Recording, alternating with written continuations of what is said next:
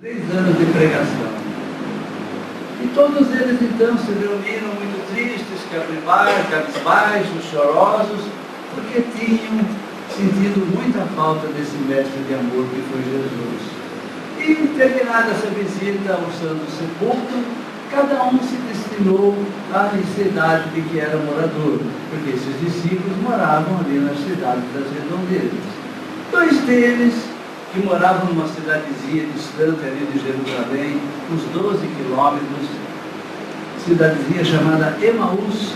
Então, se vocês procurarem essa passagem do Evangelho, vocês vão encontrá-la com o nome de Os Discípulos de Emaús.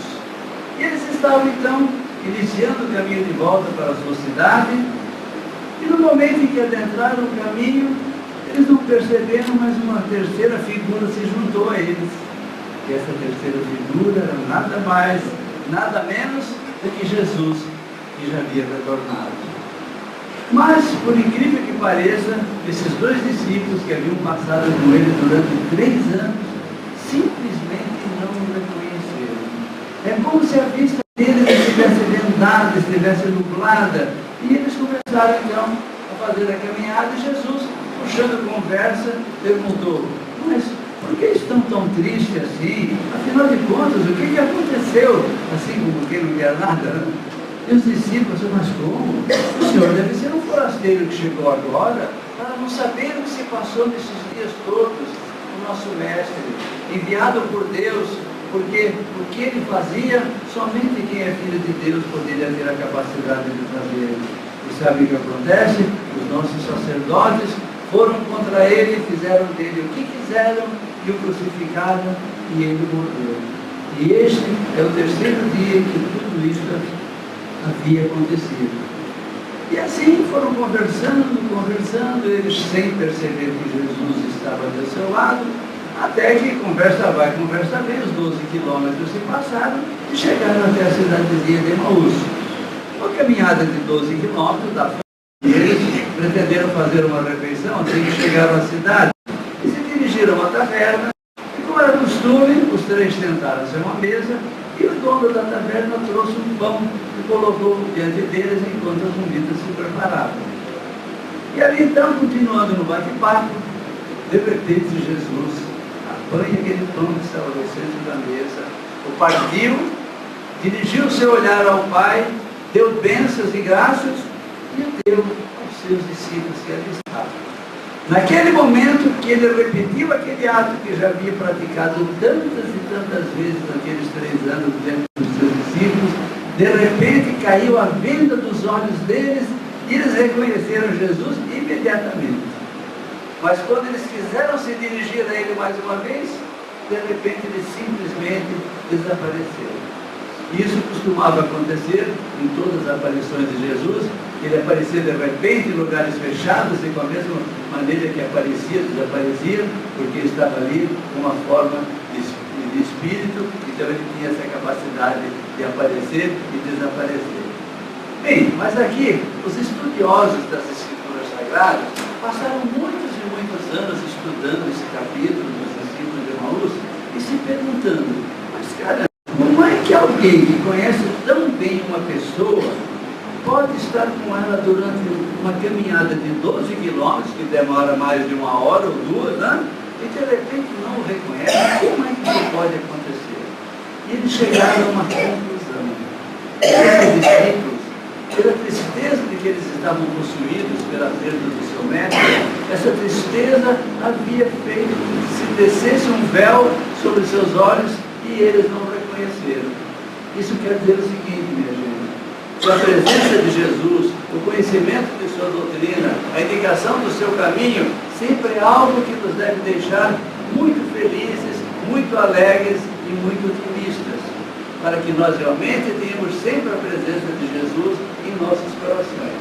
E esse é o tema da nossa tarde: é o Evangelho, alegria e otimismo. Vocês já perceberam que quando o dia está nublado, parece que tudo fica triste?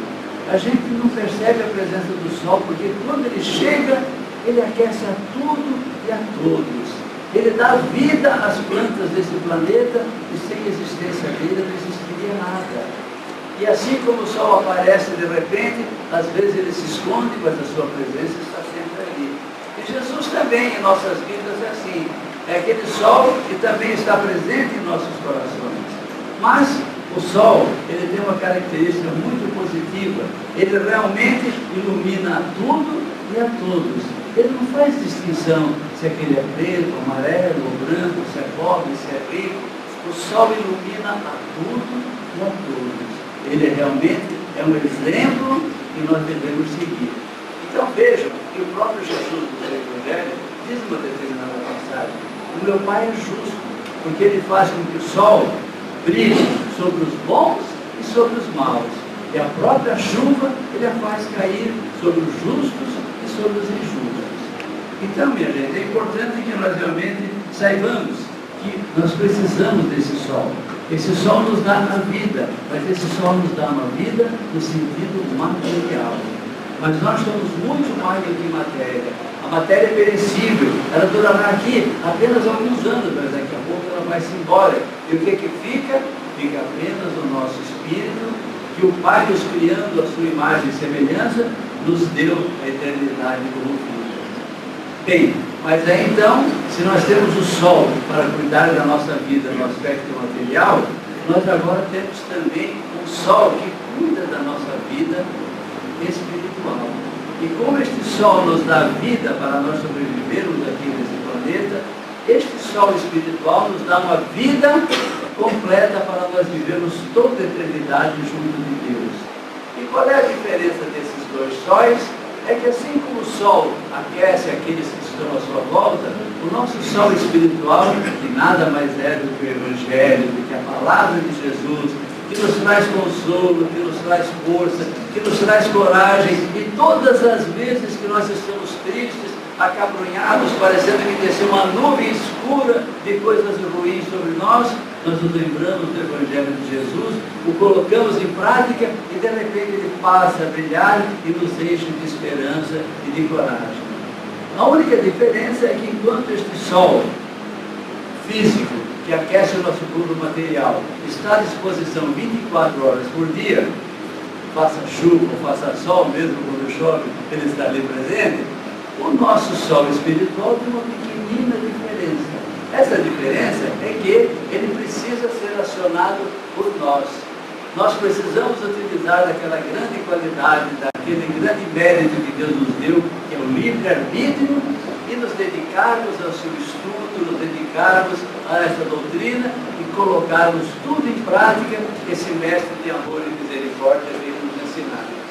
Por isso, minha gente, essa grande diferença. E neste sol que nos ilumina tanto por dentro, lá no Espírito, Jesus faz questão de nos mostrar tudo que o Pai veio nos trazer, tudo que o Pai veio nos oferecer.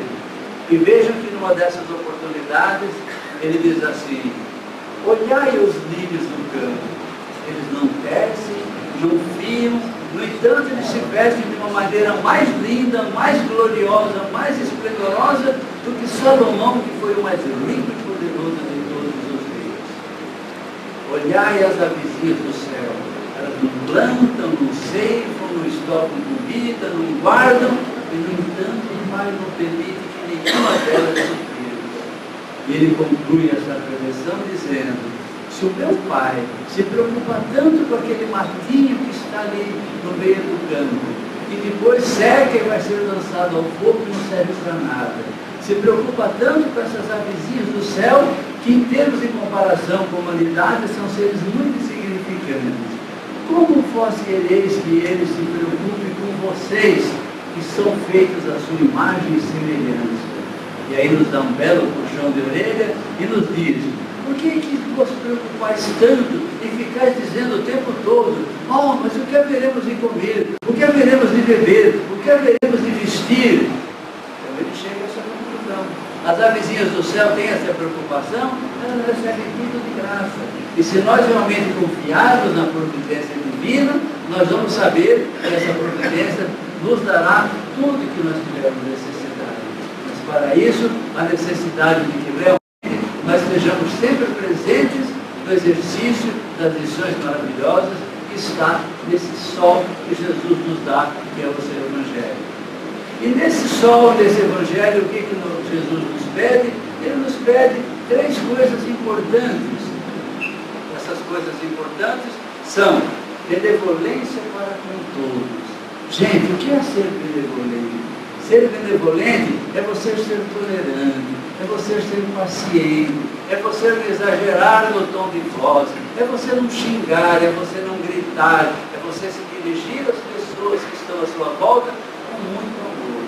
Porque todas as vezes que você se irrita, todas as vezes que você fica nervoso, que você fica fora de si, o que acaba acontecendo? Você impregna todo o ambiente de uma energia altamente negativa que acaba atingindo a todos que estão ali. Vocês já perceberam que quando a gente chega num determinado local que a gente não conhece, e a gente fala assim, nossa, mas parece que o clima aqui está tão carregado, né? Porque nenhum está confiando no outro, porque não sabe quem é que está ali. E a gente vê que realmente a gente sente dentro de cada um aquela sensação de coisa pesada, né? Vocês imaginem que num dado momento desse, alguém adentra a porta ali e fala, bom dia minha gente, que Deus esteja com todo mundo, que a paz de Jesus nos ilumine. Nossa, parece que foi como se regassem assim aquilo tudo com muita luz, tivessem levado aquele peso embora e de repente todos nós nos sentimos bem. Então é isso que nós devemos transmitir àqueles que estão à nossa volta, através do nosso gesto de benevolência, não é mesmo? E se nós lembrarmos das sábias lições que Chico Xavier disse tanto para a gente, a respeito de nós somos responsáveis por tudo aquilo que semeamos, porque a colheita é obrigatória, é só nossa. Então, gente, se nós ficarmos semeando por aí, só grito, só bronca, só cara feia, o que nós vamos querer colher? Exatamente essas mesmas coisas. Que tal nós distribuirmos no nosso ambiente, na nossa família, no nosso círculo profissional, com as pessoas que convivem conosco, um sorriso, a paciência, a tolerância. Essa então é a primeira qualidade que Jesus exige na prática da caridade. A segunda qualidade é indulgência para com as faltas alheias. Mas afinal de contas, o que é essa tal de indulgência com as faltas alheias? Gente, indulgência é um perdão assim muito melhorado, é um perdão que vem do fundo do nosso coração e a gente olha para todas aquelas pessoas que Deus nos deu para tomar conta, porque vocês sabem, não é? Nenhum daqueles que estão à nossa volta estão aqui por acaso. Estão aqui, aliás, por nossa livre escolha, quando traçamos o nosso plano do lado de lá para essa nova encarnação. Então, se eles estão do nosso lado para conviver conosco, é justo que nós saibamos ser indulgentes com as faltas alheias. Por quê? Porque, gente, nós moramos e vivemos num planeta de provas e expiações. Se nós fôssemos perfeitos, nós teríamos um parzinho de asas aqui nas costas, estaríamos voejando por mundos muito melhores do que este aqui, de provas e expiações. Se a gente está aqui é porque a nossa principal característica é a imperfeição. Agora, gente, se todos nós somos imperfeitos, que mania é essa da gente ficar exigindo de quem está do nosso lado, o marido, a mulher, o filho, o cunhado, a sogra, o vizinho, seja lá quem for, que eles sejam perfeitos, que só façam as coisas de acordo com aquilo que a gente quer, do jeitinho que a gente gosta. Isso não existe, minha gente. Você está pecando por falta de caridade no entendimento de Jesus. Você está deixando de ser indulgente. E aqui, novamente, continua valendo a lei de causa e efeito, a lei da semeadura. Se você desculpar todos aqueles que estão à sua volta, pelas pisadas de bola que eles dão, pelo pé na jaca que eles enfiam de vez em quando, pelas ofensas que de vez em quando te acometem, pelas injustiças que eles fazem com você, você vai perceber que num dado momento da nossa vida, isso acontece sempre matematicamente, nós também faremos exatamente as mesmas coisas. Se nós soubermos compreender, se nós soubermos ser indulgentes com eles, o que vai acontecer quando for a nossa vez? Eles também serão indulgentes conosco. E o que vai acontecer nessa família, nessa reunião de pessoas? Todos vão viver em paz, porque cada um está demonstrando o amor que tem por outro. É isso que Jesus veio nos pregar. Ele veio nos pregar exatamente o amor. Por que no Evangelho a gente vê assim, o amor cobre uma multidão de pecados? Olha, se o amor cobre uma multidão de pecados, Imagine então que multidão de defeitos, de erros, de coisas injustas que fazem com a gente, Ele pode cobrir. E se você achar que esse amor é pouco, então você recorra àquela enxurrada de amor. A enxurrada é pouco, arruma um tsunami de amor, mas despeja aquilo tudo em volta daqueles que você convive. Você vai perceber que nada, nem ninguém resiste a esse amor sincero que brota do nosso coração quando a gente espalha realmente para valer a nossa volta. E aí nós viveremos sempre em paz e harmonia com todos aqueles que Deus nos deu. E se nós perguntarmos para vocês, quem aqui gostaria de viver em paz, em plena harmonia?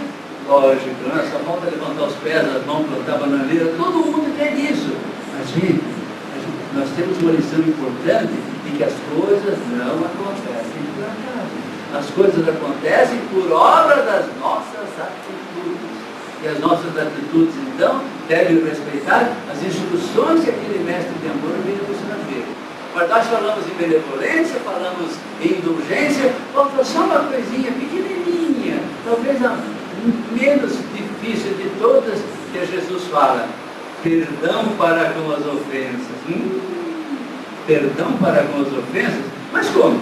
O sujeito vem, me ofende, me magoa, me dá prejuízo, eu tenho que perdoar? Pois é, se você quer seguir as lições de Jesus, se você quer levar uma vida de amor, se você quer espalhar em sua volta esse sol maravilhoso para aquecer aqueles que estão à sua volta, você agirá dessa forma.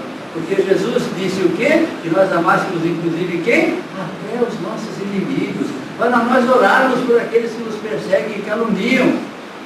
Ah, mas esse eu já perdoei 200 vezes, eu não aguento mais. Mas espera lá, tem um limite para a gente perdoar? Vamos ver o que Jesus falou quando Pedro chegou para ele e falou assim: mas mestre, se o meu irmão pecar contra mim, quantas vezes que eu devo perdoá-lo? Aí ele arriscou o palpite, né? Até 7 vezes, como quem diz assim, perdoar 7 vezes já está bem da conta, né? E Jesus falou assim: não, Pedro não pediu que devemos perdoar até 7 vezes, mas 70 vezes 7.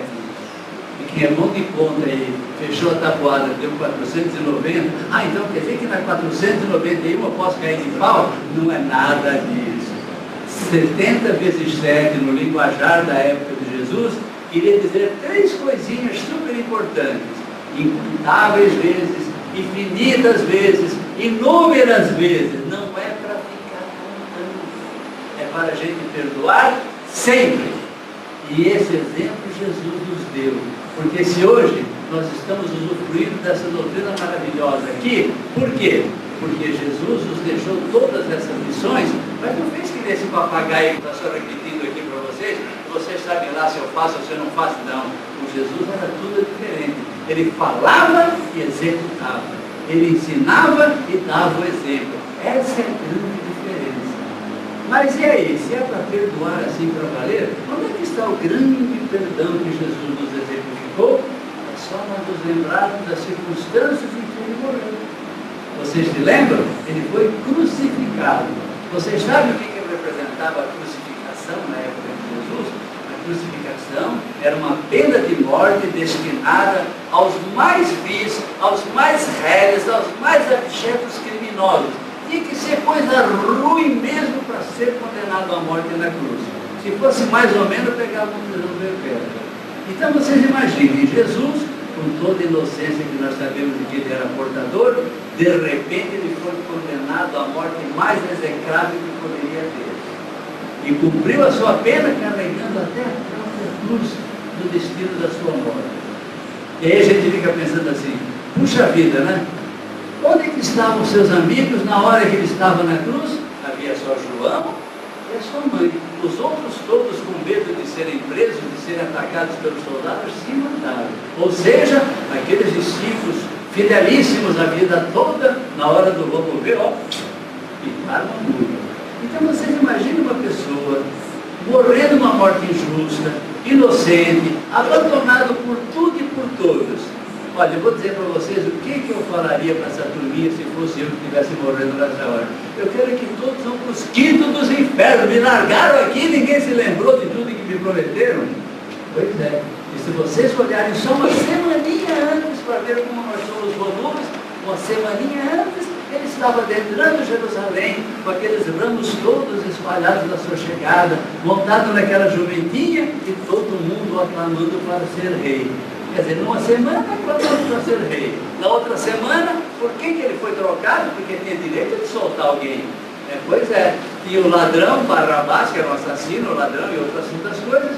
E quem que o povo escolheu, aquele mesmo povo que uma semaninha antes o aclamaram, escolheram Barrabás. E por essa escolha que Jesus foi crucificado. Então veja, e onde é que está a capacidade de perdão de Jesus, então, que é a conclusão que nós devemos chegar? Vocês vão perceber que essa capacidade está exatamente no momento em que ele está dando o último suspiro, quando ele eleva o seu olhar para cima e conversa a última vez com o Pai. Pai, perdoa porque eles não sabem o que fazem. Gente, eles não sabiam o que estavam fazendo, aquela sacerdotaiada toda não sabia o que estavam condenando inocente, tudo planejado, tudo premeditado, lógico que sabia. E ele perdoou a todos. E cá entre nós? E nós que temos aquela turminha lá em volta da gente, que nem, né, fazem todas essas coisas tão ruins para nós. E vocês acham que eles também sabem o que estão fazendo? Eles têm consciência de tudo que estão aprontando para a gente? É lógico que não. Por isso é que nós temos que seguir esse passo, esse exemplo de Jesus, que é o seu perdão. Então aí realmente nós mostraremos que seremos esse sol para conseguirmos iluminar também aos outros. Porque Jesus ainda nos disse, vós sois a luz do mundo. Se nós somos a luz do mundo, e ele diz, para que serve a luz? Um candeeiro, uma lamparina, que era o que existia naquela época. É para enfiar debaixo de um móvel que vai se apagar ali, não vai iluminar nada? Não, o candeeiro tem que ser colocado no local alto para iluminar a tudo e a todos. Essa é a função do candeeiro. E esse candeeiro representa o quê? Representa a luz desse sol maravilhoso que é o Evangelho de Jesus. E nós que temos a felicidade de frequentarmos uma casa bendita como essa, de recebermos essa fonte de luz para todos nós, de sairmos daqui iluminados, vamos pegar toda essa luz, esconder lá no fundinho do nosso coração para iluminar só lá dentro da gente e deixa o resto que se dane? Não, gente. Essa luz nós devemos também dividir com aqueles que estão lá fora, que vivem na escuridão, que vivem nas trevas do medo, que vivem nas trevas do egoísmo. É para esses que nós devemos ser a luz do mundo, que Jesus nos disse. E para que a lição não ficasse mal aprendida, ele ainda nos dá um outro exemplo logo em seguida na mesma pregação. Vós sois o sal da terra. E ele diz assim, se o sal perder o gosto, para que servirá? Não servirá para nada, a não ser para ser lançado fora e ser pisado pelos homens. Essa é a função do sal, é dar sabor aos alimentos, fazendo com que tudo fique muito gostoso e melhor. Não é verdade? E se ele quer que nós sejamos o sal do mundo, é porque tem muita gente que leva uma vida tão insossa, tão sem gosto, que nós, ao levarmos essa mensagem, esse amor de Jesus, nós seremos o sal na vida espiritual dessas pessoas, fazendo com que elas se alegrem, com que elas sintam sabor e prazer pela sua própria vida. Esse é o ensinamento de Jesus. E para terminar a mensagem dele, para dizer exatamente o que acontece com a sua pregação, ele diz que o homem sábio é aquele que segue as suas palavras. E aquele homem sábio que segue as suas palavras é como aquele homem que construiu a sua casa sobre a rocha, porque ali vieram os ventos, vieram as chuvas, os rios encheram, atacaram aquela casa, mas ela ficou firme porque estava bem alicerçada na rocha. Depois ele conclui dizendo, mas o homem tolo, o homem estúpido, é aquele que ouve as minhas palavras e não as pratica. É como aquele que constrói a sua casa sobre areia, sem base, sem alicerce, sem fundamento nenhum. Aí vieram as chuvas, vieram os ventos, encheram-se os rios, e a casa foi-se embora e acabou-se, e foi grande a sua ruína. Por isso, minha gente, aproveitemos essa lição de Jesus e sigamos o seu caminho. E a lição maior que ele nos dá, qual é que é? Ame ao próximo como a ti mesmo. Ele não poderia falar assim, ame o pessoal do teu bairro vizinho, ame o pessoal lá da Bahia, ou da Europa, ou... Não, ele falou, ame ao próximo. Mas por que o próximo? Porque são os próximos, mais próximos, que Ele nos deu para tomar conta. São esses que nós devemos prestar contas ao Pai quando voltarmos lá, e Ele vai dizer: o que fizestes daqueles espíritos que eu te dei para cuidar? E o que nós vamos ter que dizer? Pai, olha, eles estão aqui de volta, mas olha, muito melhores do que eles lá chegaram quando tu lhe destes todos eles. Por quê? Porque nós soubemos aplicar as lições de Jesus e realmente amar esses próximos, seguindo aquele mandamento que Ele nos diz: o que queres que façam a vós, faça ao vosso próximo. Trate ao próximo como você fosse você mesmo. Essa é a maneira sábia de nós realmente mostrarmos esse amor. Por isso, minha gente, nós vamos viver sempre alegres e otimistas com o Evangelho de Jesus, porque Ele sempre vai nos mostrar esse caminho maravilhoso do amor, da compreensão, do perdão, da tolerância. E quando a gente não estiver preparado para tudo isso, quando a gente achar que a gente está com vontade de soltar os cachorros e falar um monte de coisa, olha aqui, não fala nada. Porque olha, se você contar até 10 ou contar até 100, se for preciso, conta até 1000, mas nunca abra a boca para dizer coisas das quais você vai se arrepender para o resto da vida, porque não adianta pedir perdão, não adianta pedir desculpa, porque disso sai ditado: não há nenhum poder no mundo capaz de fazer voltar à sua boca as palavras ofensivas com todos os males que ela possa causar. Pense muito antes de falar. E se está na dúvida, não fala nada, porque a filosofia popular é tão sábia: o falar é prata, mas o calar é ouro. E que Jesus nos abençoe a todos com essas sábias lições. Muito obrigado.